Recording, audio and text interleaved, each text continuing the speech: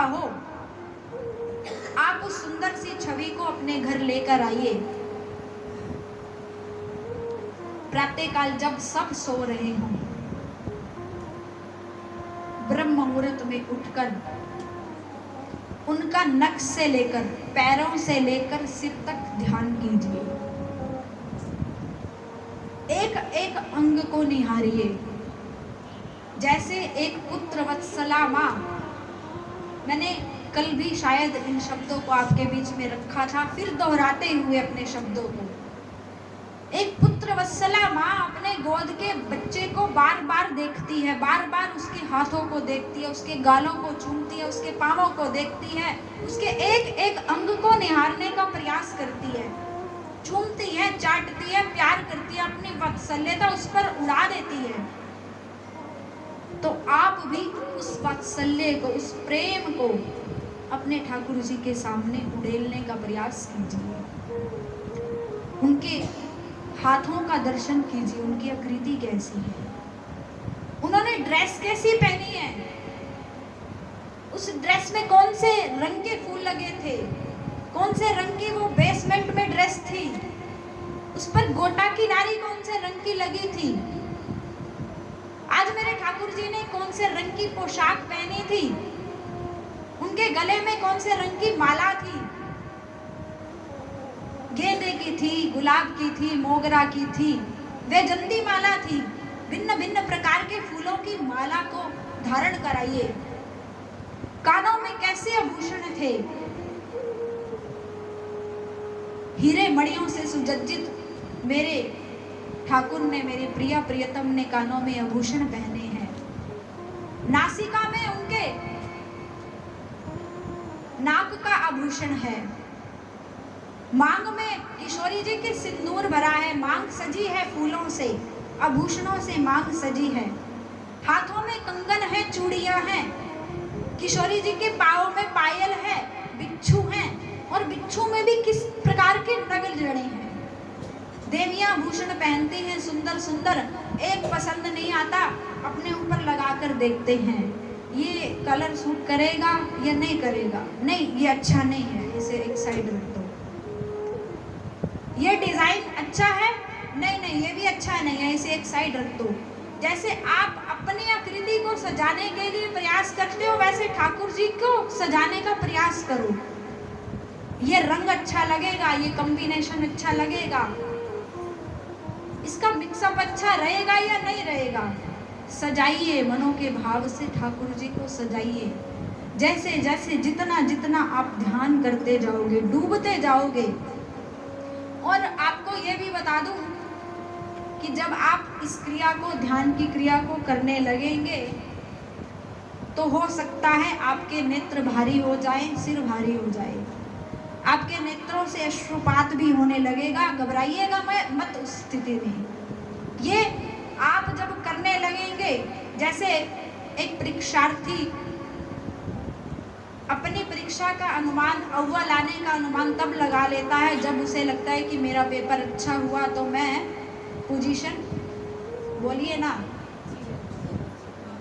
बता दीजिए ना, पेपर मेरा 90 में से 90 अंक आने की उम्मीद है तो मेरी पोजीशन बन ही जाएगी। तो इसी प्रकार यदि आप ध्यान में डूब रहे हैं, आपका ध्यान लग रहा है, तो ये ध्यान करने की निशानियां हैं। आपका सर भारी हो जाएगा, आपके नेत्रों से अश्रु टप टप करने लगेंगे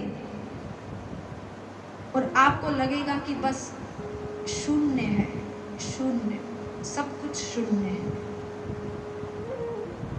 इस प्रकार का तारतम्य आपका परमात्मा के साथ जुड़ जाएगा। और ये एक दिन में नहीं होगा, ध्यान लगाने की प्रक्रिया बहुत लंबी है। यदि आपकी साधना अत्यधिक है तो हो सकता है कि आपका मिनटों में ध्यान लग जाए। यदि आपकी साधना परिपक्व है तो अभी बैठे बैठे भी आप समाधि में जा सकते हैं। और यदि आपकी प्रारंभिक अवस्था है तो आपको समय लगेगा।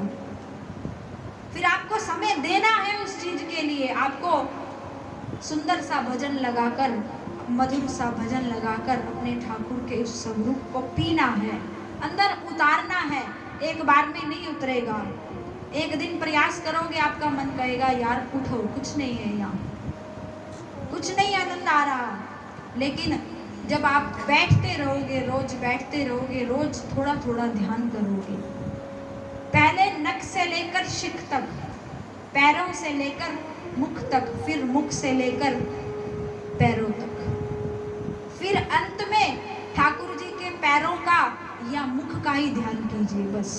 मुखाकृति किशोरी जी कितनी सुंदर है, करुणा से भरी हैं, वात्सल्य से भरी हैं। आहा हा हा, कैसा आनंदमय वातावरण है, क्या सुंदर छवि है। जब इनकी छवि सुंदर है तो ये स्वयं कितने सुंदर होंगे, कितना आनंद होगा इनके पास। आपकी मनोवृत्तियां उस ध्यान की अवस्था में डूबने लगेंगी और डूबते डूबते डूबते ऐसे डूब जाएंगे आप। फिर आपका मन होगा कि बस सामने मेरे इष्ट हों और मैं हूँ, बैठा बैठा बस उनके सामने सब दिल की बातें करता रहूं। आपको लगेगा कि वो मुझे प्रति उत्तर भी दे रहे हैं, आप जो पूछोगे आपको प्रति उत्तर भी मिलने लगेगा। ये भी निशानी रखिए अपने मन में, आपके मन में कुछ प्रश्न होगा तो आपको प्रति उत्तर भी ठाकुर जी देने लगेंगे। तो ध्यान की प्रक्रिया बताई सुखदेव महामना ने परीक्षित से। परीक्षित ध्यान अवस्था में डूबते हुए कथा श्रवण कर रहे हैं। परीक्षित जी ने आगे प्रश्न किया सृष्टि के विषय में कि सृष्टि का निर्माण कैसे हुआ, सृष्टि का चक्र आगे किस प्रकार बढ़ा। तो सुखदेव जी महाराज परीक्षित को कहने लगे, परीक्षित जब ये सृष्टि नहीं थी, इस सृष्टि का निर्माण नहीं हुआ था, चारों ओर जल ही जल था, तब भगवान नारायण की नाभि से कमल उत्पन्न हुआ और कमल पर उत्पत्ति के बाद ब्रह्मा जी का उत्पत्ति स्थान है। ब्रह्मा जी की उत्पत्ति के बाद ब्रह्मा जी ने चारों ओर दृष्टि घुमाई तो ब्रह्मा जी क्या देखते हैं, चारों ओर जल ही जल है और कुछ भी नहीं है। तो ब्रह्मा जी ने मैं कहाँ से आया हूँ, मेरा निवास स्थान क्या है, इसकी जानकारी के लिए ब्रह्मा जी ने तप करना प्रारंभ किया और प्रभु से पूछा कि प्रभु जब चारों ओर जल ही जल था, इस सृष्टि का निर्माण कैसे किया आपने। राधे राधे शांत हो।